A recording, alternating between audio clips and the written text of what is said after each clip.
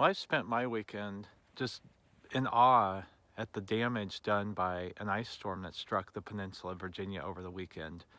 And to me, what was fascinating was it wasn't so much the damage during the storm, it was the after effects of that.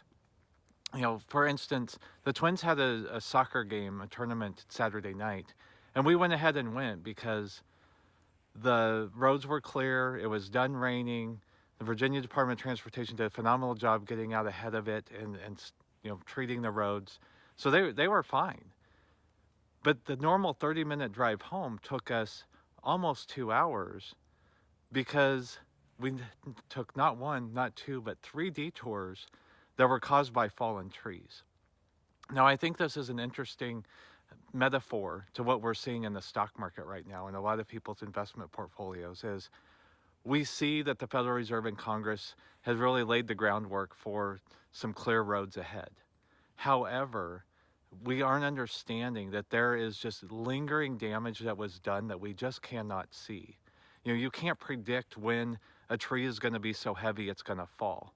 And looking around our property here in Virginia, we had a lot of trees that succumbed to the pressure of that. So in the investment world, we have to understand just because things look good, it doesn't mean there's not long-term damage. Businesses closing, the problems with long-term unemployment that weigh down on our economy, bonds defaulting, banks running into trouble. The list goes on and on. The main thing, though, is people just don't see any risk. And what I was explaining to the Twins as we were driving was just because we have four-wheel drive doesn't mean we're going to be able to avoid a tree. Yet you saw people going 75, 80 miles an hour on the freeway, not a care in the world. Whereas we were just watching trees, we're being very cautious. But even that sometimes is not enough.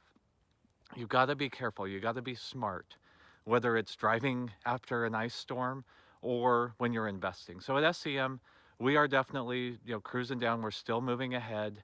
We're following our systems, but we do have a cautious eye up ahead. We're looking to see, are there any leaning trees? Are there any things we need to avoid?